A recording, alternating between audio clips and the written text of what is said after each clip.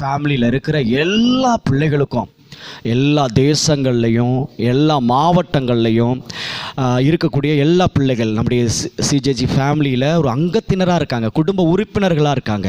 இந்த சத்தியத்தை கேட்டு பயனடைந்து கொண்டு இருக்கிறாங்க. அவங்க எல்லாரும் பாதுகாக்கப்படணும், எல்லாரும் ஆசீர்வதிக்கப்படணும், அவர்கள் தேவைகள் சந்திக்கப்படணும், அவர்கள் சிறப்பு மிக்கவர்களாய் வாழணும். எல்லாருக்காக உள்ளத்தின் ஆழத்திலிருந்து நாம் ஸ்தோத்திரம் பண்ணுவோமா? ஸ்தோத்திரம், ஸ்தோத்திரம், ஸ்தோத்திரம், ஸ்தோத்திரம், ஸ்தோத்திரம். நல்ல தகப்பனே, உம்முடைய பிள்ளைகள் ஒவ்வொருவருக்காக, தூரத்தில் இருக்கிற ஒவ்வொரு பிள்ளைகளுக்காக, இங்கு நாங்கள் முகமுகமாய் பார்க்கிற ஒவ்வொரு பிள்ளைகளுக்காக உங்கள் சமூகத்தில் வருகிறோம். உங்கள் கிருபையின் கரம் எங்கள் ஒவ்வொருவரோடும் இருப்பதாக. உம்முடைய தெய்வீக பாதுகாப்பு உண்டாகட்டும், தெய்வீக ஆசீர்வாதம் உண்டாகட்டும், தெய்வீக மகிமையினால் எங்களை நடத்தி எங்களை கிருபையினால் வழி நடத்துவீராக. இயேசுவின் நாமத்தில் உம்முடைய திருக்கரத்தில் கொடுக்கிறோம் எங்கள் நல்ல பிதாவே. ஆமேன், ஆமேன், ஆமேன். கர்த்தர் நல்லவர். Praise the Lord. கர்த்தர் நல்லவர், நல்லவர். இந்த நாளிலும் கூட நம்ம அற்புதமான தேவனுடைய வார்த்தையை நாம் தியானிக்க போகிறோம். அவர் நல்ல தேவனாக நம்மோடு இருக்கிறார். நம்ம என்ன பார்த்துட்டு வரோம் சொல்லுங்கள் பார்க்கலாம். ராஜ்யத்தின் கலாச்சாரம் நாம் பார்த்து கொண்டிருக்கிறோம். ஹல்லேலூயா சொல்லுங்கள். பிரைஸ் தி லார்ட் சொல்லுங்கள். அவர் நல்ல தேவன். ராஜ்யத்தின் கலாச்சாரம் இது எத்தனாவது வாரம் நமக்கு போயிட்டுருக்கு? 11. எத்தனை? 11. 11வது ஒரு கலாச்சாரத்தை நம்ம பார்க்க போகிறோம். நிறைய கலாச்சாரங்கள் நம்ம ஸ்டார்டிங்கில் இந்த செய்தியை குறித்து முன்னாடி பேசியிருப்பேன். ராஜ்யத்தின் கலாச்சாரம் 1 நீங்கள் கேட்டு பார்த்தீங்கன்னா செல்லில், யூடியூப்பில் நிறைய விஷயங்கள் இது எதுக்காக நம்ம தியானிக்கிறோங்கிறது தெரியும். சரி, இன்றைக்கி நம்ம என்ன தியானிக்க போகிறோம்னா, மத்திய 5ஆம் அதிகாரம் எடுத்துக்கொள்ளுங்க. ரொம்ப ரொம்ப டிஃப்ரெண்ட்டான ஒரு டிஃபிகல்ட்டான ஒரு வேர்டு தான் இது. ஆனால் நம்ம வாழணும். ஆமேன்னு சொல்லுங்களேன்.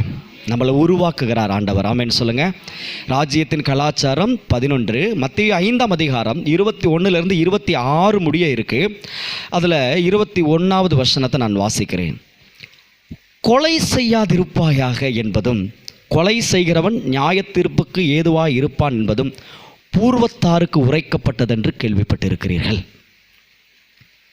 என்னடா பாஸ்டர் இன்னைக்கு ஓப்பன் பண்ணும்போதே கொலைகளெல்லாம் பேசுகிறாரு. தெரிஞ்சுக்கணும், கண்டிப்பாக தெரிஞ்சுக்கணும். கொலை செய்யாதிருப்பாயாக. இப்போ நம்ம யாரையாவது போய் கொலை செய்ய போகிறோமா? அதெல்லாம் கிடையாது. இங்கே பாருங்கள், இங்கே என்ன சொல்கிறது, வசனம் என்ன சொல்கிறது? நியாயத்தீர்ப்புக்கு ஏதோ கொலை செய்கிறவன் எதுக்கு ரெடி ஆகிறானா? நியாயத்தீர்ப்புக்கு. அப்படின்னா நீங்கள் கொலை செய்தால் நிச்சயமாக தண்டனை கிடைக்கும், அவன் மேலே கேஸு ஃபைல் பண்ணப்படும் அப்படிங்கிறத சொல்கிறாரு. நீ கொலை செஞ்சிட்ட அப்படின்னா நிச்சயமாக உன் மேலே கேஸ் ஃபைல் பண்ணிடுவாங்கப்பா. குற்றவாளி லிஸ்ட்டில் முதல்ல என்ன பண்ணுவாங்க? குற்றவாளி லிஸ்ட்டில் சேர்த்துருவாங்க. கொலைகாரன், திருடன், இப்படி லிஸ்ட் இருக்கும்ல, அதில் என்ன பண்ணிடுவாங்க? அந்த கொலைகார லிஸ்ட்டில் சேர்த்துருவாங்க அப்படின்னு சொல்கிறாரு. அடுத்து 22வது வசனம் வாசிக்கிறேன். நான் உங்களுக்கு சொல்லுகிறேன், தன் சகோதரனை. இப்போ இயேசு கிறிஸ்து என்ன சொல்கிறாருன்னா, ஃபஸ்ட்டு பழைய ஏற்பாட்டில் சொல்கிறாரு, கொலை செய்யாதிருப்பாயாக. கொலை செஞ்சுட்டா நியாயத்தீர்ப்புக்கு, அதாவது குற்றவாளியாக உன்னை அறிவிச்சிருவாங்க. ஆனால் இன்னும் உனக்கு நான் புரிகிற மாதிரி சொல்கிறேன். ஏன்னா உங்களுக்குள்ளே ஒரு எண்ணம் ஓடிக்கிட்டு இருக்கோம், நான் என்ன கொலையாக செஞ்சேன். உங்களுக்குள்ளே ஒரு எண்ணம் ஓடும், நான் என்ன கத்தி எடுத்து சதக்கு நான் குத்துனேன், நான் கொலை செஞ்சேன், இல்லை நான் சாப்பாட்டில் விஷத்தை தான் வச்சேன்னா, நான் ஒரு பாவமும் அறியல. நிறைய பேர்கிட்ட கேட்டு பாருங்களேன், சொல்லுவாங்க, நீங்கள் ஏதாவது தப்பு செஞ்சீங்களா? நான் ஒரு பாவமும் அறியல சொல்லுவாங்க, பார்த்துருக்கீங்களா? ஆனால் பாடாப்படுத்தியிருப்பாங்க மருமகளை, மாமியாரை, அம்மாவை, பிள்ளைய, யாரை வேணாலும். ஒரு நபரை பாடாப்படுத்தியிருப்பாங்க. கேட்டால் நான் ஒரு பாவமும் அறியலைங்க, என்னை ரொம்ப நல்லவன்னு சொல்லிட்டாங்கிற மாதிரி அப்படியே சொல்லுவாங்க பாருங்க. அப்போ ஆண்டவர் சொல்கிறாரு, இரு வர்றேன், அவசரப்படாத, ரொம்ப மாறு தட்டாத, காலரெல்லாம் தூக்கி விடாத, நான் சொல்கிறத முதல்ல கொஞ்சம் கேளு அப்படின்னு சொல்லி ஒரு விஷயத்த சொல்கிறாரு. நான் உங்களுக்கு சொல்லுகிறேன், அதான் சொல்கிறாரு. நீ இந்த மாதிரி எண்ணத்தில் இருந்துடக்கூடாது, நான் உனக்கு தெளிவாக இந்த டீட்டெயில் சொல்கிறேன், பொறுமையாக உட்காரு அப்படின்னு உட்கார வச்சு சொல்கிறாரு. நான் உங்களுக்கு சொல்லுகிறேன், தன் சகோதரனை. யாருங்க? வெளியிலே போக வேண்டாங்க, நான் தான் சொல்கிறேன்ல, குடும்பம் சரியாக இருந்தால் அந்த ஊர் சரியாக இருக்கும், அந்த ஊர் சரியாக இருந்தால் நாடே சரியாக இருக்கும். அப்போ மாற்றம் எங்கே ஏற்படணும்? முதல்ல தனி மனிதனாகிய நம்மக்கிட்ட ஏற்படணும், அடுத்து குடும்பத்துக்குள்ளே ஏற்படணும். குடும்பம் ரொம்ப முக்கியம். சொல்லுங்கள் பார்க்கலாம். குடும்பம் ரொம்ப முக்கியம். சொல்லுங்கள். குடும்பம் ரொம்ப முக்கியம். குடும்பம் ரொம்ப முக்கியம். குடும்பத்தை வெறுத்துட்டு குடும்பத்தை விட்டுட்டு ஆண்டவர் இருக்காரான்னு பார்த்தீங்கன்னா தெரிய மாட்டார். குடும்பத்துக்குள்ளே இருந்து குடும்பத்தை நேசித்து ஆண்டவர்னு கூப்பிட்டிங்கன்னா வந்து உங்கள் முன்னாடி நிற்பார். அதுதான் தேவன்கிட்ட இருக்கக்கூடிய ஒரு ஸ்பெஷாலிட்டி. அதுதான் குடும்பம் ரொம்ப ரொம்ப முக்கியம். சரிங்களா? சரி, ஓகே, கவனிங்க. இப்போ சொல்கிறாரு தன் சகோதரனை. யாரங்க? தன் சகோதரனை, உன்னுடன் பிறந்த உன் தம்பியாக இருக்கலாம், உங்கள் அண்ணனாக இருக்கலாம், உன் தங்கச்சியாக இருக்கலாம். எனக்கு எல்லாத்தையும் தனித்தனியாக எழுதுனா பைபிள் பத்தாது. ஏற்கனவே ஒரு வசனத்தில் சொல்லியிருக்காரு, அவர் செய்த அற்புதங்களை எழுதுனா இந்த உலகமே பத்தாதான், அவ்வளோ செஞ்சுட்டாராம். அப்போ அதனால் சுருக்கமாக எழுதியிருக்கு, நம்ம தான் அதை என்ன பண்ணணும், சேர்த்துக்கணும். அப்போ தன் சகோதரனுங்கிற இடத்துல நம்ம குடும்பத்தில் இருக்கக்கூடிய அம்மா, அப்பா, அக்கா, தங்கச்சி, அண்ணன், தம்பி, இவங்க எல்லாம் சேர்ந்ததான் ஒரு குடும்பம். சரிங்களா? தன் சகோதரனை நியாயமில்லாமல் கோபித்துக் கொள்பவன். கோச்சிக்கிறதுக்குன்னு ஒரு நியாயம் வேணுமா வேணாமா? நியாயமே இல்லாமல் மூஞ்ச இழுத்துக்கிட்டு இருந்தால் நல்லாவா இருக்குது? ஒரு நியாயம் வேணாம்? நான் சொல்கிறது புரியுதுங்களா இல்லையா? நியாயமே இல்லாமல் என்ன பண்ணிடுவாங்க, திடீர்னு பேச மாட்டாங்க, திடீர்னு ஃபோன் பண்ண மாட்டாங்க, சம்மந்தமே இல்லாமல் ஃபோன் பண்ணி திட்டி விடுவாங்க. பார்த்துருக்கிறீங்களா? நியாயமே இல்லாமல் கோபித்துக் கொள்பவன் நியாய தீர்ப்புக்கு ஏதுவாக இருப்பான். இப்போ அந்த முதல்ல வாட்சம் பார்த்தீங்களா, அந்த வசனத்தில் சொன்னதை இப்போ சொல்கிறாரு. முதல்ல நீ ஒன்று நல்லா புரிஞ்சுக்க, நீ கத்தி எடுத்து குத்த வேணாம், விஷம் வைக்க வேணாம், வேறு எந்த வகையிலையும் நீ கொலை செய்யவே வேணாம். ஒன்று புரிஞ்சுக்க, உன் குடும்பத்தில் இருக்கிற ஒரு நபர்கிட்ட நீ நியாயம் இல்லாமல் மூஞ்ச இழுத்துக்கிட்டியனாலே நீ குற்றவாளி என்று அறிவிக்கப்பட்ட நபர்னு சொல்கிறாரு. எவ்வளோ பெரிய விஷயம் பார்த்தீங்களா? நியாயம் இல்லாமல் நம்ம என்ன பண்ணக்கூடாது, யாருக்கிட்டையும் கவச்சிக்கக்கூடாது. சரிங்களா? பாருங்கள், இப்போ வந்து தண்டனைக்குரிய குற்றவாளி என்ன அறிவிக்கப்பட்டுருவாங்க. நம்ம யார்கிட்டயே நியாயமே இல்லாமல் நம்ம கோச்சிக்கிட்டு இருந்தால் என்ன, அங்கே என்ன சொல்லுவாங்க, கோபித்துக் கொள்பவன். கோபித்துக் கொள்றதுன்னா என்ன சொல்லுங்கள்? உங்கள் கோபத்தை எப்படி காட்டுவீங்க? பேச மாட்டீங்க அதானே? 2 நாளாக ஆனாலும் பேச மாட்டோம். அவன் என்ன பண்ண தெரியுமா, அவன் தெரியுமா, அவன் என்ன செஞ்சான்னு தெரியுமா, என்ன பேச்சு பேசிட்டான், நான் மாறிட்டேன், அதனால தான் நான் பேசிகிட்டு இருக்கேன்.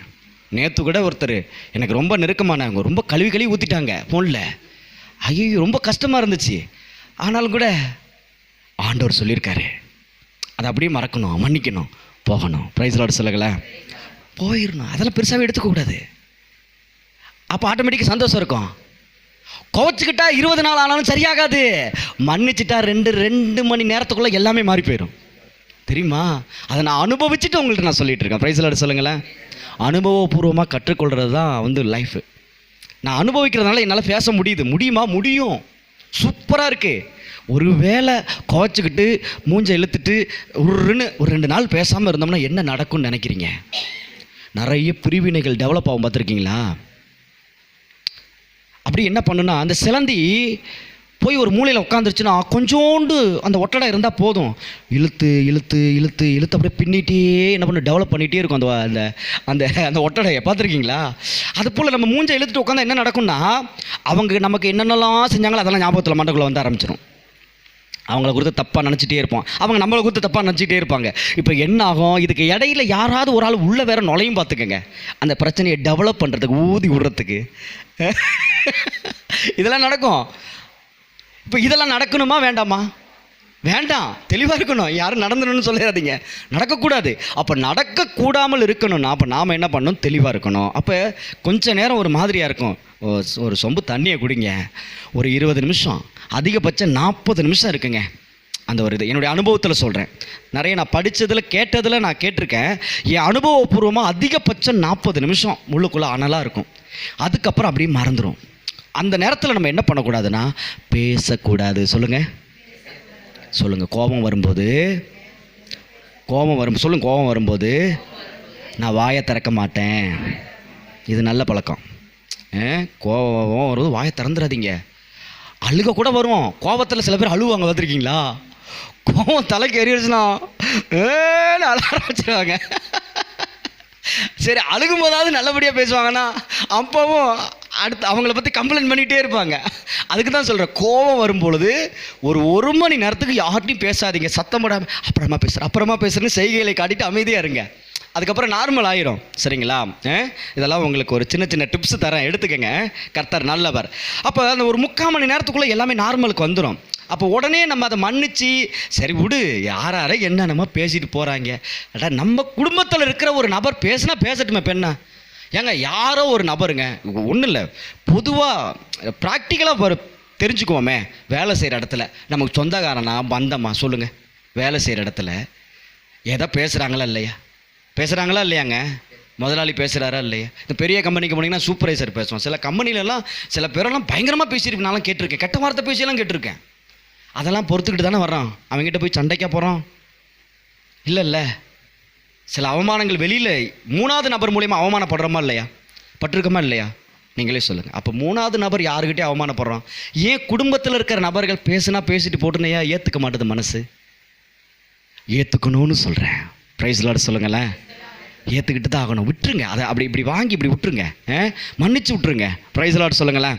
சரி, ஏன் எதுக்காக சொல்கிறேன்னா நம்ம லாபத்துக்காக சொல்கிறேன். எல்லாமே சுயநலத்துக்காகத்தான், எல்லாமே உங்கள் நலனுக்காகத்தான். உங்கள் நலன் கருதி வெளியிடுவது. அரசாங்கம் எப்போவுமே அது சொல்லியும் தெரியுமா? உங்கள் நலன் கருதி வெளியிடுவதுன்னு சொல்லி தான் போடுவாங்க. நம்முடைய நலன் கருதுறதுனால தான் விழிப்புணர்வு பிரச்சாரத்தை உண்டாக்குறாங்க. அதைத்தான் இயேசு கிறிஸ்து சொல்கிறாரு. ஒவ்வொரு வார்த்தையும் நம்முடைய நலனுக்காகத்தான் அவர் சொல்லிக் கொடுக்குறாரு. அவருக்காக அவர் எதையுமே பேசலை, நமக்காகவே அவர் பேசுகிறாரு. ஆமேன்னு சொல்லுங்களேன். என்ன லாபங்கிறத கடைசியில் நான் சொல்கிறேன், நல்லா கவனிங்க. நான் உங்களுக்கு சொல்லுகிறேன், உன் சகோதரன் நியாயம் இல்லாமல் கோச்சிக்காத. அப்படி ஒருவேளை நீ கோச்சிக்கிட்டேன்னா நீ தண்டனைக்குரிய குற்றவாளின்னு அறிவிக்கப்பட்டுருவ, லெக்சரில் எழுதிடுவாங்க. அதனால் என்ன பண்ணு, ஜாக்கிரதையாரு, கோச்சிக்காமல் இரு. ஃபஸ்ட்டு என்ன பண்ணுறாரு, கோச்சிக்கவே கூடாதுன்னு சொல்கிறாரு. இன்னும் எக்ஸ்ட்ரீமாக போய் அடுத்த லெவலில் அதையும் பார்ட்டாக ஆண்டவர் பிரித்து வைக்கிறார் பாருங்கள். அடுத்து அந்த 22வது வசனத்தில் மீதி, தன் சகோதரனை வீணன் என்று சொல்லுகிறவன் ஆலோசனை சங்க தீர்ப்புக்கு ஏதுவாயிருப்பான். வீணன் தன் சகோதரன். சில பேருக்கு கோபத்தோட எடுத்த உடனே கோச்சிக்குவாங்க ஃபஸ்ட்டு. அடுத்து என்ன பண்ணுவோம், நம்ம கோபம் வந்துருச்சுன்னா வாயில் பேசுவோமா? அதுக்கு முன்னாடி கூட நம்ம என்ன பண்ணுவோம், அட கனகராஜன் அவரை போல் ஒரு நல்ல மனுஷன், செம்ம ஆளுங்க, சூப்பரான ஆளுங்க, சரிங்களா, என்ன பண்ணுறது, அவர் தான் நம்மக்கிட்ட முன்னாடி இருக்கார் அப்படின்னு புகழ்ந்து பேசுவோம் என்ன. ஆனால் இப்போ அவருக்கு மேலே ஒரு கோபம் வரும் பொழுது நம்ம வாய் என்ன இருக்கா, அவர் என்னங்க, அவர் சில நேரத்தில் சொல்கிற பேச்சை கேட்க மாட்டாருங்க. அட யாங்க நீங்கள் வேறு, புரியுதுங்களா? வார்த்தை மாறும், தெரியுதுங்களா? இப்போ என்ன சொல்கிறேன், அவர் அந்த வேலைக்கு சரிப்பட்டு வர மாட்டார். நான் சொல்கிற புரியுதுங்களா? இதுதான் வீணன் என்று சொல்லுகிறவன் தன் சகோதரனை. அவன் இந்த வேலைக்கு சரிப்பட்டு வர மாட்டான், ஒத்து வர மாட்டான். இவனை வச்சாலும் ஒன்றுமே பண்ண முடியாது. சொல்லியிருக்கமா இல்லையா? கூட பிறந்தவங்கள மட்டும் இல்லை, பெத்த தாயை, பெத்த தகப்பனை, கட்டின புருஷனை, பெத்த பிள்ளைய, யாருக்கு வேணாலும் இந்த வார்த்தையை உபயோகப்படுத்தியிருப்போம். இதெல்லாம் ரொம்ப மோசமான வார்த்தை, பேசக்கூடாதுங்கிறாரு. ஆகாவளின்னு சொல்லுவோம், விளங்காதவன் சொல்லுவோம். வீட்டுக்காரை பற்றி என்ன சொல்லியிருப்போம், கோவம் வந்துருச்சுன்னா, உன்னால் ஒரு பிரயோஜனமும் இல்லை, நீ எதுக்குமே லாய்க்கு இல்லை, ஒன்றை கட்டிக்கிட்டு நான் படுற பாடு சொல்கிறோமா? ஆமாம், சொல்லியிருப்போம். கர்த்தர் நல்லவர். இதெல்லாம் சொல்லக்கூடாதுன்னு சொல்கிறாரு பாருங்கள். தன் சகோதரனை வீணன் என்று தன் குடும்பத்தில் இருக்கக்கூடிய நபரை நாம் ஒன்றுக்கும் உதவாதவங்க நம்ம நினைக்கவும் கூடாது, சொல்லவும் கூடாது. இதே அவங்களுக்கு முடியாமல் உட்காந்துருக்கிற பதிலாக நாம் முடியாமல் உட்காந்துருந்தா அதை நம்ம என்னைக்காவது யோசிக்கணும். புரியுதுங்களா இல்லையா? அவங்க உடல்நல சரியில்லை, அவங்களால முடியல, அவங்களுக்கு வேறு வழி இல்லை, ஏதோ ஒரு வகையில் ஏதோ ஒரு பாவத்தில் போய் விழுந்துட்டாங்க, ஒரு குடிக்கு அடிக்ட் ஆகி போய் மாட்டிக்கிட்டாங்க அப்படின்னு சொல்லி நம்ம ஒதுக்கி வைக்கிறோம். ஆனால் அதே நேரத்தில் நாம் மாட்டிக்கிட்டோம்னா, நாம் ஏதோ ஒரு தவறை செஞ்சிட்டோம்னா, நாம் ஏதோ ஒரு பாவத்தில் அடிமையாயிட்டோம்னா, அதை அவங்க இடத்துல நாம் இருந்து யோசிக்கணுமா, யோசிக்கக்கூடாதா? யாரையுமே ஆகாதவர்கள்னு ஒதுக்காதீங்க. முக்கியமாக சொல்கிறது குடும்பத்தில். இப்போ பேசுகிறது முழுக்க குடும்பத்தில். நீங்கள் குடும்பத்தில் சரியாக இருந்தீங்கன்னா மற்றவங்கள ஆட்டோமேட்டிக்காக நீங்கள் பார்க்க ஆரம்பிச்சிருங்க. அதே மாதிரியே அதுதான் குடும்பம் ரொம்ப முக்கியம்னு சொல்கிறேன். குடும்பத்தில் இருக்கிற நபர்களை எப்போவுமே ஆகாதவர்களாக பார்க்காதீங்க. என்னைக்கா இருந்தாலும் அவங்க ஒரு நாளுக்கு உதவுவாங்க. சில வீடுகளில் வயசானவங்களை பொத்தி பார்த்துட்டு இருப்பாங்க. ஏன் தெரியுமா? சொல்லுங்கள் பார்க்கலாம், சும்மா சொல்லுங்களேன். என்னங்க பெரிய அதைத்தான் கேட்குறேன். அந்த பெரிய காரியம் என்ன? சொத்து இருக்கும், வீடு இருக்கும், தோட்டம் இருக்கும், பென்ஷன் கூட இருக்கும். அந்த கைரேகைக்காகவே அந்த அம்மாவை, அந்த அக்காவை, அந்த ஐயாவை, அந்த தாத்தாவை வச்சுருப்பாங்க வீட்டில். பார்த்துருக்கீங்களா? பொத்தி பொத்தி பாதுகாப்பாங்க. பென்ஷன் போயிருமுடா, போயிட்டா. இயல்பாக நம்ம யோசிக்கணும். புரியுதுங்களா இல்லைங்களா? ஏன்னா லாபம் போயிடும். இப்போ அதனால், ஆனால் அதே நேரத்தில் ஒதுக்கப்படுறது எதனால தெரியுமா? அவங்களால நமக்கு 10 காசு வருமானம் இல்லைன்னா தான் ஒதுக்கப்படுறோம். ஆனால் அதை நாம் செய்யக்கூடாது. யார் வேணாலும் செய்யட்டும், தேவனுடைய பிள்ளைகளாகிய நீங்கள் அதை செய்யக்கூடாது. நீங்கள் முடிவெடுங்க. சரி, உங்கள் வீட்டில் ஆகாதுன்னு யாராவது ஒதுக்கப்பட்டு இருந்தாங்கன்னா உங்கள் குடும்பத்தில், தயவு செய்து அவங்கள நீங்கள் அரவணைச்சிக்கங்க. நான் இருக்கேன், நான் உனக்கு சாகிற வரைக்கும் நான் சோறு போடுறேன் சொல்லுங்கள். கர்த்தர் உங்களுக்கு உதவி செய்வார். நீங்கள் முடிவு எடுத்து பாருங்கள், உங்களுக்கு ஆசீர்வாத கதவுகள் திறக்கும். அவங்களுக்கும் ஒரு நாள் வரும், திருந்துவாங்க, அவங்களும் நல்ல நிலைமைக்கு வருவாங்க. இன்றைக்கி எல்லாருமே பர்ஃபெக்டாலாம் கிடையாது. நாமளும் ஏதோ அங்கே அடிப்பட்டு துவப்பட்டு வந்து தான் இன்றைக்கி ஏதோ இருந்து ஒழுங்காக உட்காந்துருக்கோம் இல்லைங்களா? எதை எடுத்த உடனே பிறக்கும் பொழுது யாரும் நல்லவங்களா பிறக்கிறது கிடையாது. பிரைஸ் தி லார்ட் சொல்லுங்களேன். அதனால் நம்ம குடும்பத்தில் இருக்கக்கூடியவங்களை யாரையுமே ஆகாதவங்கன்னு சொல்லி நாம் முடிவு பண்ணிடக்கூடாது. அடுத்தது பாருங்கள், அந்த வசனத்தில் மீதியை வாசிக்கிறேன். இப்போ இவங்க அப்படி சொல்கிறவங்க எனக்கு என்ன சொல்கிறாருன்னா, ஆலோசனை சங்க தீர்ப்புக்கு அப்படின்னா கொடூர தண்டனைக்குரியவர்கள். என்னங்க? ஏன்னா ஒரு முக்கியமான தீர்ப்புக்கு தான் ஃபஸ்ட்டு சாதாரண ஒரு தீர்ப்பு எழுதுனா ஒரு ஜட்ஜி போதும். ஆனால் ஒரு மோசமான ஒரு தண்டனைக்குரிய பாவத்தை ஒருத்தர் செஞ்சிட்டான் அப்படின்னா 4-5 ஜட்ஜி ஒன்று சேருவாங்க, சேர்ந்து தான் அந்த தீர்ப்பை எழுதுவாங்க. அது மிகப்பெரிய தீர்ப்பாக இருக்கும். அதுதான் கொடூரமான தண்டனை. உசுரை மட்டும் விட்டுரு, உசுரை மட்டும் பாக்கி என்ன வேணாலும் பண்ணிக்கங்கிற மாதிரி அந்த தண்டனை இருக்கும். உசுறு மட்டும்தான் இருக்கும், ஆனால் கொடுமையாக இருக்கும் அந்த தண்டனை. அதெல்லாம் நமக்கு தேவையா? யோசனை பண்ணி பாருங்க. எதுக்கு இந்த தண்டனை? உசுறு மட்டும்தான் இருக்கும் உடம்புல, பாக்கி எல்லா வகையிலும் தண்டனை அனுபவிச்சுட்டு இருப்போம். காரணம் என்ன தெரியுமா?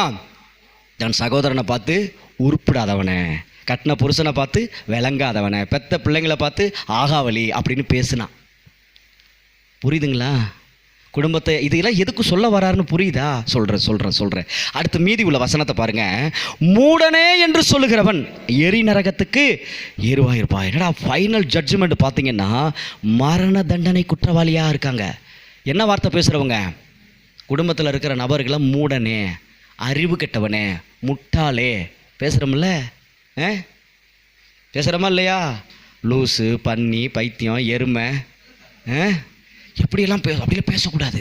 ஆண்டவர் சொல்கிறாரு, நான் என் சாயலில் படைச்சிருக்கேன். உன் வீட்டுக்காராக இருந்தால் நீ என்ன வேணாலும் பேசிடலாமா?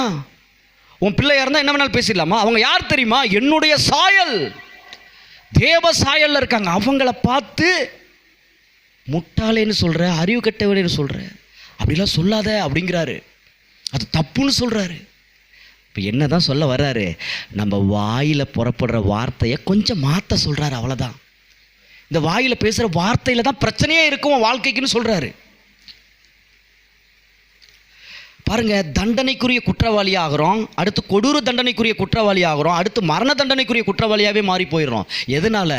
வாயின் வார்த்தையினாலேயே. இப்போ பேசுகிறது ரொம்ப கவனமாக இருக்கணும். சரிங்களா? சரி, இப்போ ஆண்டவர் அடுத்தது 22க்கு அப்புறம் 25க்கு வந்துடுற இன்னொரு மேட்ரு சொல்கிறார். அதையும் படிச்சுட்டு அப்புறம் விஷயத்துக்கு வரேன். எதிராளி உன்னை நியாயாதிபதியினிடத்தில் ஒப்புக்கொடாமலும், நியாயாதிபதி உன்னை சேவகனிடத்தில் ஒப்புக்கொடாமலும், நீ சிறைச்சாலையில் வைக்கப்படாமலும் இருக்கும்படியாக நீ உன் எதிராளியோடு வழியில் இருக்கும்போதே சீக்கிரமாய் அவனோடே நல்மனம் பொருந்தாவிட்டால் நீ ஒரு காசும் குறைவின்றி கொடுத்து தீர்க்க மட்டும் அவ்விடத்திலிருந்து புறப்பட மாட்டாய் என்று மெய்யாகவே உனக்கு சொல்லுகிறேன். 25-26. இப்போ இதில் என்ன சொல்ல வராரு அப்படின்னா, உங்களுக்கு போலீஸ் ஸ்டேஷன் அனுபவம் யாருக்காவது இருக்கா? எனக்கு இருக்குங்களா? சரி, நல்லா கவனிங்க. என்னென்னா, நம்ம ஏதாவது ஒரு பிரச்சனை பண்ணிட்டோம்னா நம்ம மேலே என்ன பண்ணுவாங்கன்னா போய் கம்ப்ளைண்ட் கொடுப்பாங்க. என்ன கொடுப்பாங்க? ஃபஸ்ட்டு போலீஸ் ஸ்டேஷனில் போய் நம்மளால் பாதிக்கப்பட்டவங்க என்ன பண்ணுவாங்க? இந்த கேள்விப்பட்டிருக்கீங்களா? பக்கத்து வீட்டில் நடந்ததாக பார்த்துருக்கீங்களா இல்லையா? நடந்துருயா? சரி, ஓகே, கவனிங்க. அப்போ போய் கம்ப்ளைண்ட் பண்ணுவாங்க போலீஸ் ஸ்டேஷனில். எதிராளி உன்னை நியாயாதிபதியின் இடத்தில் ஒப்புக்கொடாமல போய் போலீஸ் ஸ்டேஷனில் கம்ப்ளைண்ட் பண்ணுவாங்க. கம்ப்ளைண்ட் பண்ணதுக்கப்புறம் அந்த போலீஸ்கார் என்ன பண்ணுவார்? எஃப்ஐஆர் போடுவார்.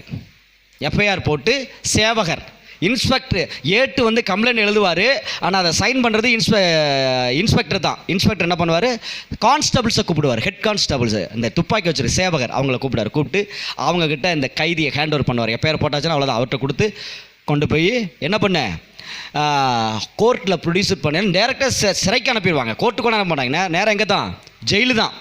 நீ சிறைச்சாலையில் வைக்கப்படாமலும். அப்போ என்னென்னா, அப்போ நாங்கள் சொல்ல வர்றது உங்களுக்கு புரியுதுங்களா? ஒரு தவறு செஞ்சுட்டா கம்ப்ளைண்ட் எடுத்துருவாங்க.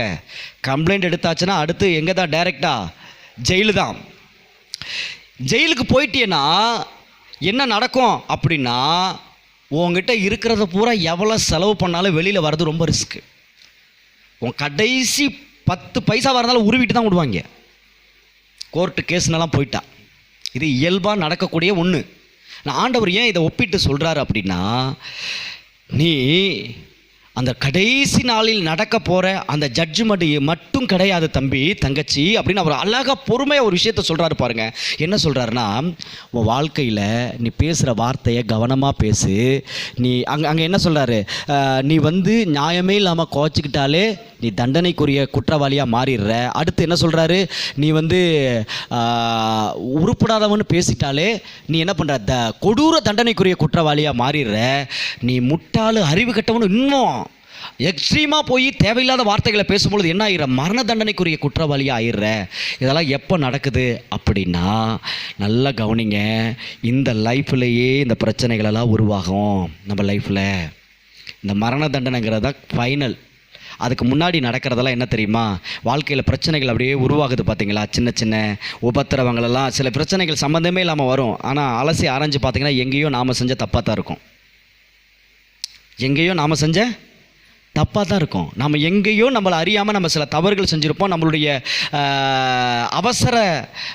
அவசர புத்தியினால் நம்ம என்ன பண்ணியிருப்போம், வார்த்தைகளை தேவையில்லாமல் பேசி சங்கடங்களை சம்பாரித்து வச்சுருப்போம். இப்போ என்ன நடக்குதுன்னா, நல்லா புரிஞ்சுக்கங்க, நம்ம மேலே நம்ம யாரையாவது மனசை, இது உங்களுக்கு சுருக்கமாக விஷயத்தை சொல்ல வந்துடுறேன், நம்ம யார் மனசையாவது காயப்படுத்தி சங்கடப்படுத்தினோம்னா என்ன நடக்கும்னா, அவங்க போய் ஆண்டவரே யார்கிட்ட போகிறாங்க, நியாயாதிபதிகிட்ட போய் கம்ப்ளைண்ட் பண்ணுறாங்க, இப்படி சங்கடப்படுத்துகிறாங்களா ஆண்டவரே. என்னங்க, உங்கள் பிள்ளைங்க வந்து அம்மா அவன் என்னை அடிச்சிட்டாம்மா, அவன் என்னை கெட்ட வார்த்தை போட்டு பேசிட்டாமான்னா உங்களுக்கு எப்படி இருக்குது? ஒன்றுமேல உங்கள் வீட்டில் 2 பிள்ளைங்க இருக்குன்னு வச்சுக்கோங்க. 2 பிள்ளையில் ஒரு பிள்ளை அடிக்குது, ஒரு பிள்ளை அடி வாங்குது. நீங்கள் யாருக்கு சப்போர்ட்டு கேட்பீங்க, யாருக்கு சப்போர்ட் பண்ணுவீங்க? எந்த புள்ள அடி வாங்கி அழுதுகிட்டு இருக்கோ அந்த பிள்ளைக்கு தான் நீங்கள் சப்போர்ட் பண்ணுவீங்க. பண்ணுவீங்களா பண்ண மாட்டிங்களா? அதானே நியாயம், அதானே நியாயம். இப்போ அதுதான் இப்போ நடந்துக்கிட்டு இருக்கு. அதனால தான் ஆண்டவர் சொல்கிறாரு, டேய் நீ பாட்டு ஏதாவது ஒன்று பேசிட்டு போயிடுற, நீ பாட்டு ஏதோ ஒன்று பேசிட்டு போயிடுற. அவங்க மனம் கசந்து என்ன பண்ணுறாங்க, என்கிட்ட அழுகிறாங்க. அவங்க என்கிட்ட அழுகிறதுனால இப்போ நான் எதுவும் புதுசாக உனக்கு தண்டனையை அறிவிக்க போகிறதும் கிடையாது, உனக்கு தண்டனை கொடுக்க போகிறதும் கிடையாது. ஆனால் ஒன்று நல்லா புரிஞ்சுக்க, ஒரு ஆட்டோமேட்டிக் ப்ராசஸ் ஒன்று நான் பிளான் பண்ணி ஆரம்பத்திலேயே ஆதி காலத்திலே வச்சுட்டேன். படைக்கும் பொழுதே ஒரு ஆட்டோமேட்டிக் ப்ராசஸ் ஒன்று இருக்குது.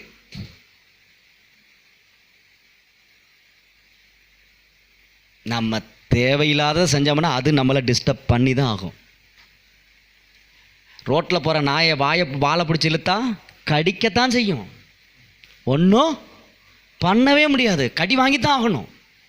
சொல்லு, இது ஆட்டோமேட்டிக் சிஸ்டம், அது ஏற்கனவே ஆட்டோமேட்டிக்கில் இருக்குது. டேய் நீ கோச்சிக்காத, அங்கே ஆட்டோமேட்டிக் ப்ராசஸ் ஸ்டார்ட் ஆகுதுடா, பிரச்சனையில் மாட்டிக்குவேன்.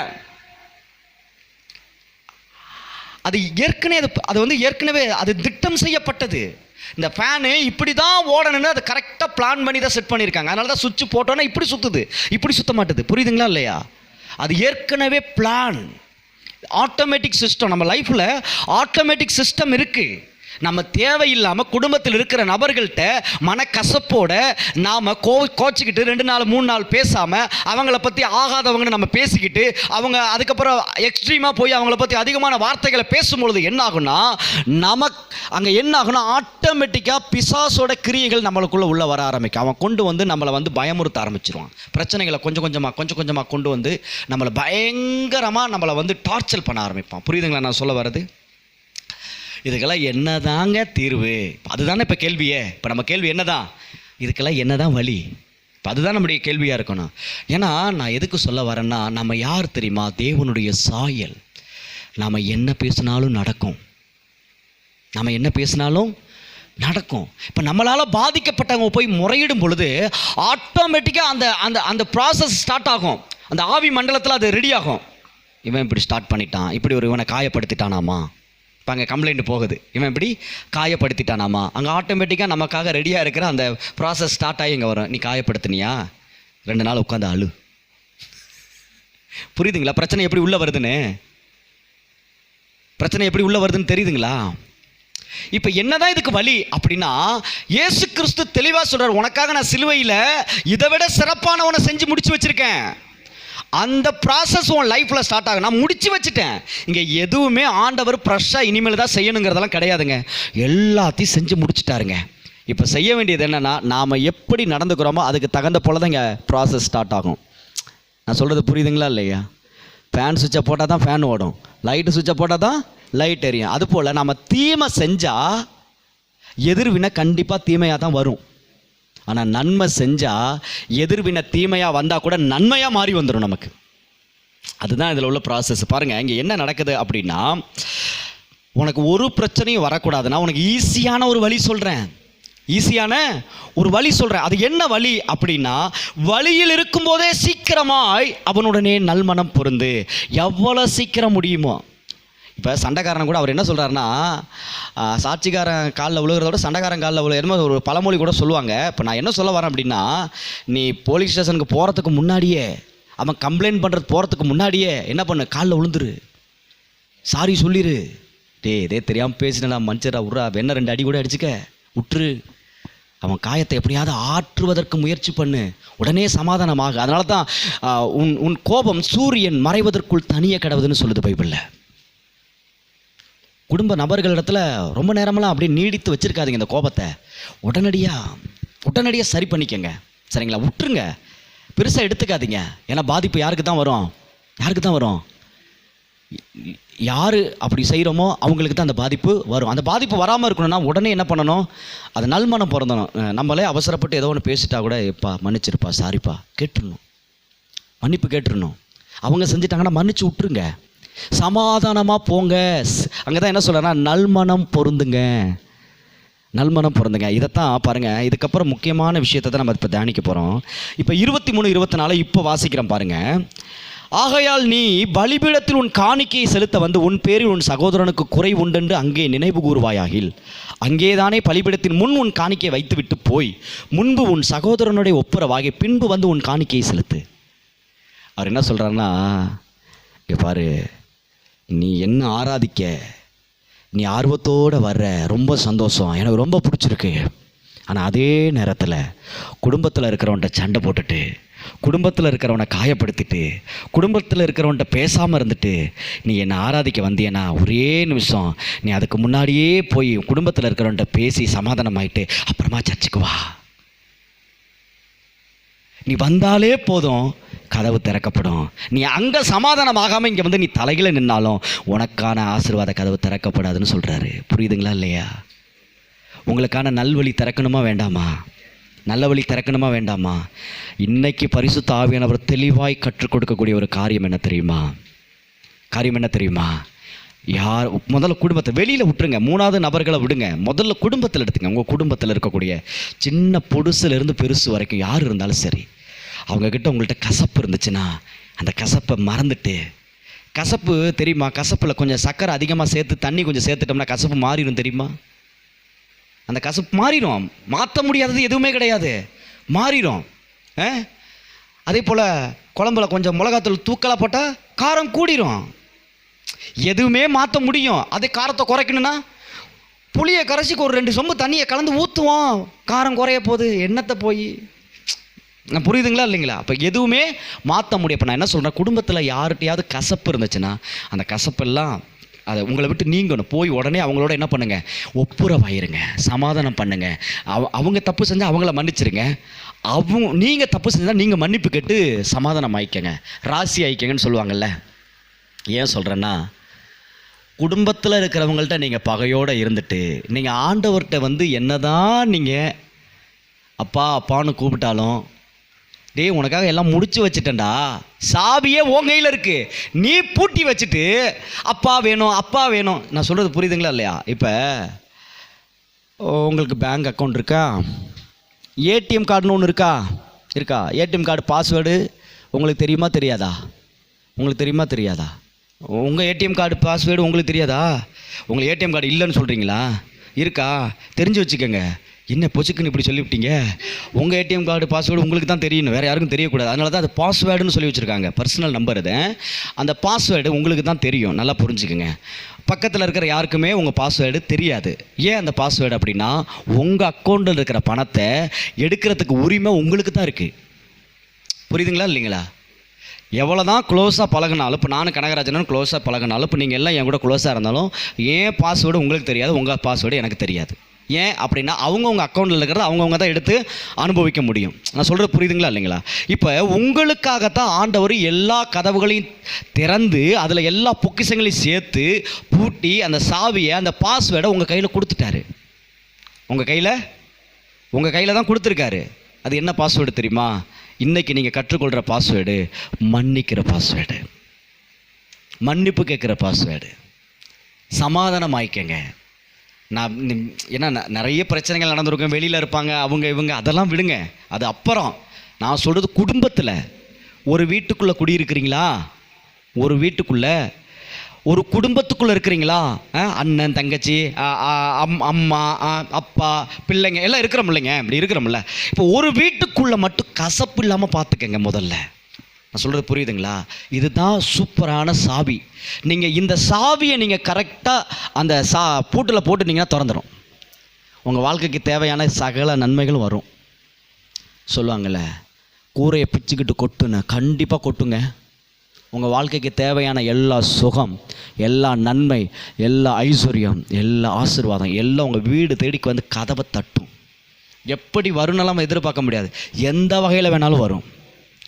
எப்படிங்க சொல்கிறீங்க? அனுபவத்தில் சொல்கிறேன். சின்ன சின்ன விஷயந்தான் நம்ம லைஃப்பில், அதை நம்ம சரி பண்ணிக்கிட்டால் போதும். அதை சரி பண்ண எங்கேருந்து வேண்டுமானாலும் என்ன வேணாலும் நன்மைகள் நம்மளை தேடி வரும். நீண்ட நாள் நீங்கள் காத்திருக்கிற கையெழுத்தாகாத விஷயங்கள் கையெழுத்தாகும்.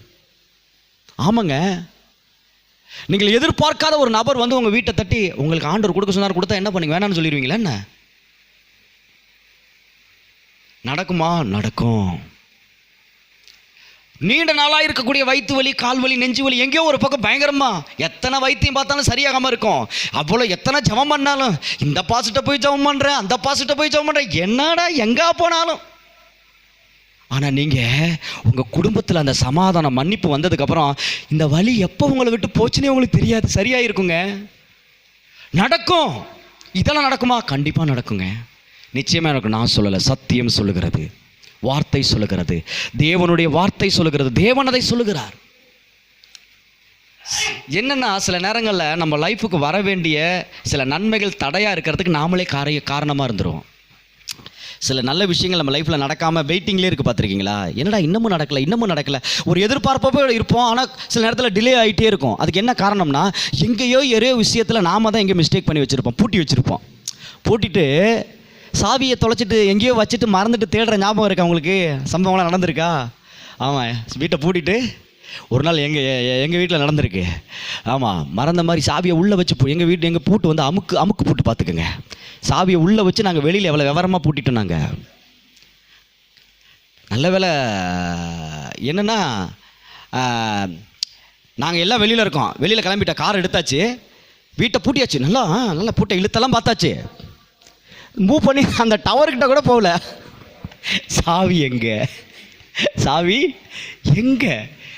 இங்கே வச்சேன், அங்கே வச்சேன். நீ எடுக்கலையா? யாருமே எடுக்கல, சாவி உள்ளே இருக்கு. வந்து காரை நிறுத்திட்டு போ, ஒரு ஷாப்புக்காரை கூட்டிகிட்டு வா. கல்லெடுத்து அடித்தா நம்ம தான் நல்லா பூட்டியிருக்கிறோமே, எப்படி உடைக்க முடியல. ஒரு ஷாப்பில் கூட்டிகிட்டு போய் அவரை கூட்டிகிட்டு வந்து அந்த ட்ரில், இந்த மிஷினு, அந்த கட்டிங் மிஷினை வச்சு கிர்ன்னு பூட்டை அறுத்து எடுத்து மறுபடியும் போய் 500 ரூபாய்க்கு வேறு பூட்டு வாங்கிட்டு வந்து பூட்டி, அதுக்கப்புறம் ரொம்ப ஜாக்கிரதையாக சாவியை பத்திரமா பார்த்துட்ருக்குறோம். எங்கே போனாலும் சாவி எடுத்தாச்சா, மாற்றி மாற்றி கேட்டுக்கிறது, சாவி எடுத்தியா, சாவி எடுத்தியா. நான் என்ன சொல்ல வரேன்னு புரியுதுங்களா?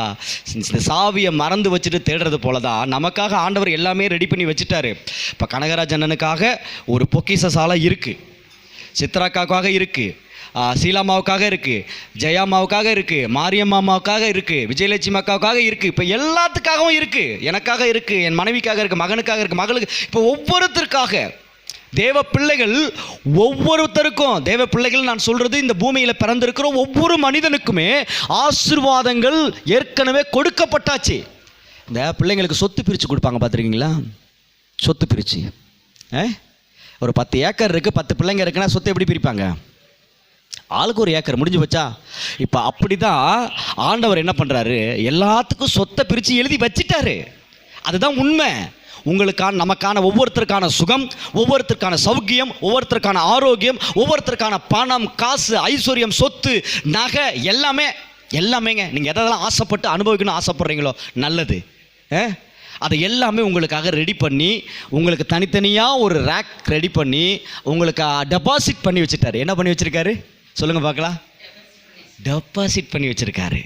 அந்த அத்தாரிட்டி, அதிகாரத்தை உங்கள் கையில் கொடுத்துட்டாரு, சாவியை கொடுத்துட்டாரு. வேணும்னா போய் நீங்கள் என்ன பண்ணலாம், திறந்து எடுத்துக்கலாம். இப்போ இப்போ சொல்லுவாங்க தெரியுங்களா, வாழைப்பழ சோம்பேறின்னு சொல்லுவாங்க. ஏன் சொல்லுவாங்க சொல்லுங்கள் பார்க்கலாம்?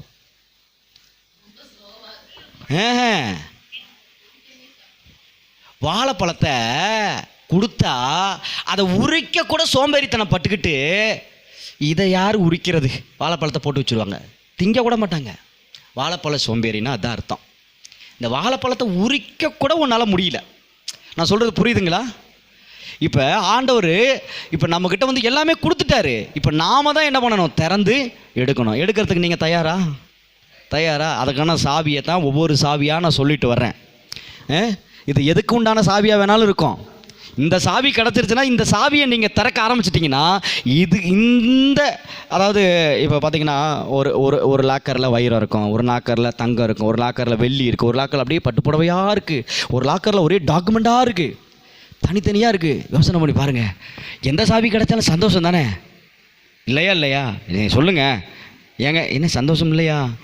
எது கிடைச்சாலும் சந்தோஷம் தானே? என்ன அது வம்பா இருக்குது? எனக்கெல்லாம் சந்தோஷப்பா, நீங்கள் சந்தோஷப்பட மாட்டிங்களா? நான் என்ன சொல்கிறேன், விரும்புங்க, நல்லதை விரும்புங்க, தப்பே கிடையாது. நல்லா இருக்குன்னு விரும்புறதுல என்னங்க இருக்குது? நல்லா இருங்க. நல்லா நான் என்ன சொல்கிறேன், வாரம் பட்டு புடவை மாதிரி கட்டிட்டு வாங்கங்கிற, ஜகன்னு வாங்க. ஆமாம், நல்ல நகையெல்லாம், எத்தனை நகை இருக்க எல்லாத்தையும் எடுத்து போட்டுக்கிட்டு வாங்க, கேட்கலாம் மாட்டேன். கர்த்தர் நல்லவர், ஆமேன்னு சொல்லுங்கள்.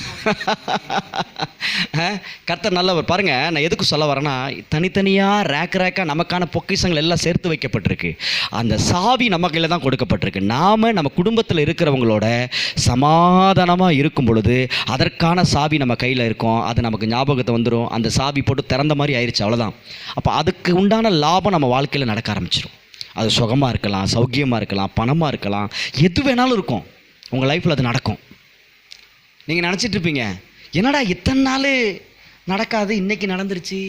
சில நேரத்தில் நீங்கள் ஆச்சரியப்படும் விதமாக உங்கள் லைஃப்பில் நடக்கிறதுக்கு காரணம், உங்களுக்கே தெரியாமல் தேவனுடைய சாவியை போட்டு நீங்கள் பூட்டை எங்கேயே திறந்துருக்கிறீங்க, அவர் வார்த்தையை கை கொண்டிருக்கிறீங்க.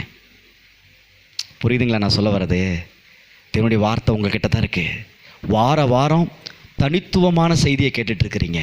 ஒரு மனிதன் எப்படி வாழ வேண்டும் என்பதை தான் கேட்டுக்கிட்டு இருக்கீங்க.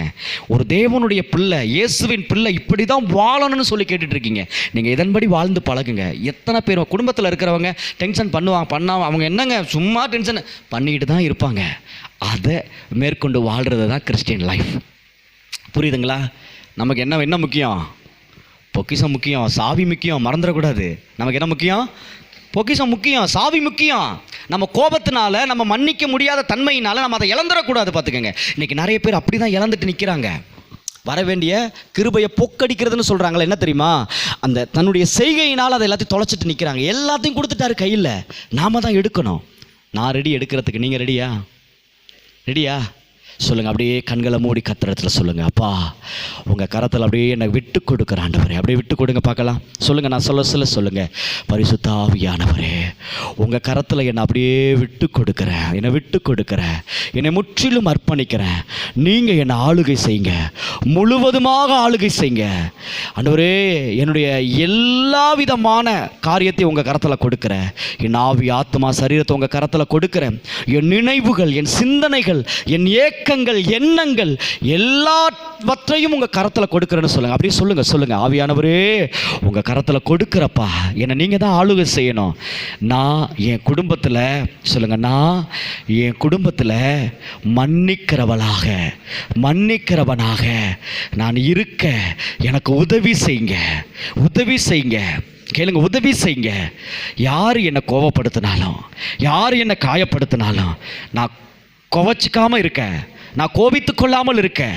அந்த கிருபையை எனக்கு தாங்க, அந்த பலனை எனக்கு தாங்க, அந்த நல்ல மனசை எனக்கு தாங்க. அவங்க பேசுனா பேசட்டுன்னு சொல்லி அதை யதார்த்தமாக எடுத்துக்கிற அந்த நல்ல இருதயத்தை எனக்கு தாங்க. கேளுங்க, நல்ல இருதயத்தை எனக்கு தாங்க. என்னை பக்குவப்படுத்தினதற்காக நன்றி சொல்லுங்க. என்னை பக்குவப்படுத்தினதற்காக நன்றி. இந்த நாள் எனக்கு நல்ல சாவியை கொடுத்துருக்கீங்க சொல்லுங்க. இந்த நாள் எனக்கு நல்ல சாவி கொடுத்துருக்கிறீங்க ஆண்டவரே. எல்லா சூழல்களையும் மன ரம்மியமாக ஏற்றுக்கொள்கிற எனக்கு நல்ல சாவியை கொடுத்துருக்கிறீங்க ஆண்டவரே. நல்மனம் பொருந்த கற்றுக் கொடுத்துருக்கிறீங்க. ஒப்புரவாக சமாதானமாக கற்றுக் கொடுத்துருக்கிறீங்க. சமாதானமாக சொல்லுங்க, சமாதானமாக என்னை கற்றுக் கொடுத்துருக்கீங்கப்பா. நான் சமாதானம் பண்ணுவேன் ஆண்டவரே. என் குடும்பத்தாரோடு சமாதானத்தோடு வாழுவேன். சொல்லுங்க. என் குடும்பத்தில் இருக்கக்கூடிய என் கணவன், என் பிள்ளைகள், என் தாய், என் தகப்பன் எல்லாரோடையும் நான் ஒற்றுமையாக வாழுவேன். ஒற்றுமையாக வாழுவேன். சொல்லுங்க. ஒற்றுமையாக வாழுவேன். இந்த ஒற்றுமையாக வாழுவேன் சொல்லும் பொழுது உங்கள் மேலே ஒரு அபிஷேகம் இப்போ வருது. சொல்லுங்க, நான் ஒற்றுமையாக வாழுவேன், நானும் என் குடும்பமும் ஒற்றுமையாக வாழுவேன். சொல்லுங்க, நானும் என் குடும்பமும் ஒற்றுமையாக வாழுவோம். ஒரு தேவனுடைய வல்லமை உங்க மேல அப்படியே பாஸ் ஆகிறத நான் பார்க்கிறேன். உங்க மேல இறங்குகிறத நான் பார்க்கிறேன். ஒரு அபிஷேகம் இறங்குகிறத நான் பார்க்கிறேன். பாருங்க, உங்களுக்கு தடப்பட்டு கிடந்த பல நாட்கள், பல வருடங்களாக தடப்பட்டு கிடந்த காரியங்கள் எல்லாம் இப்ப இனிமேல் சரியா செயல்பட போகுது. நம்புறவங்க ஆமேன்னு சொல்லுங்க. உங்க வாழ்க்கையில் அதெல்லாம் திறக்கப்பட்டுருச்சு. உங்க வாழ்க்கையில் அந்த கதவுகள் திறக்கப்படுகிறது. அது சுகமாக இருக்கலாம், அது சந்தோஷமாக இருக்கலாம், அது நிம்மதியாக இருக்கலாம், அது ஐஸ்வர்யமாக இருக்கலாம். ஆமாங்க, எப்படி உங்க கடன் அடையினே தெரியாது, உங்க கடன் அடைச்சிருவீங்க. அட, நான் எப்படா சொந்த வீட்டுக்கு வந்தேன் நினைச்சு கூட பார்க்க மாட்டீங்க. சொந்த வீட்டில் போய் உட்காந்துருவீங்க. இதெல்லாம் எங்க நடந்துச்சுன்னா இன்னைக்கு நீங்க உங்களை ஒப்பு கொடுக்குறீங்க. பாருங்க, என் குடும்பத்தில் இருக்கிறவங்களோட ஆவியானவரே நான் ஒற்றுமையா இருக்கிறேன்னு சொல்லி நீங்க அர்ப்பணிக்கிறீங்க. பாத்தீங்களா, இங்கதான் இருக்கு வல்லமை, இங்கதான் இருக்கு அபிஷேகம். இந்த அபிஷேகம் உங்க வாழ்க்கையில மாற்றங்களை கொண்டு வரும். லாஹா தேலே தியாக்காரா பௌதலி ஹதி யாக்காராபா. உங்க பிள்ளைங்களை மனதார பிளஸ் பண்ற ஆண்டவரே, எல்லாவற்றிலும் வாழ்ந்து சுகமாக இருக்கும்படி வாழ்த்துகிறேன். இயேசுவின் நாமத்தில் ஜெபிக்கிறோம் நல்ல பிதாவே. என் ஆத்துமாவே கர்த்தரை ஸ்தோத்திரி, என் முழு உள்ளமே அவருடைய பரிசுத்த நாமத்தை ஸ்தோத்திரி. என் ஆத்துமாவே கர்த்தரை ஸ்தோத்திரி, கர்த்தர் செய்த சகல உபகாரங்களையும் மறவாதே.